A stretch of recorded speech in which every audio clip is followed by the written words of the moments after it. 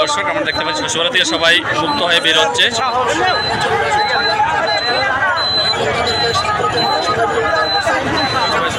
সচিবালয় থেকে বের হচ্ছে মুক্ত হয়ে।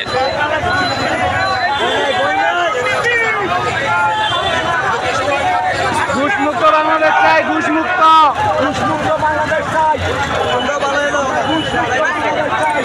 ঘুষমুক্ত বাংলাদেশ চাই, ঘুষমুক্ত, ঘুষমুক্ত বাংলাদেশ চাই।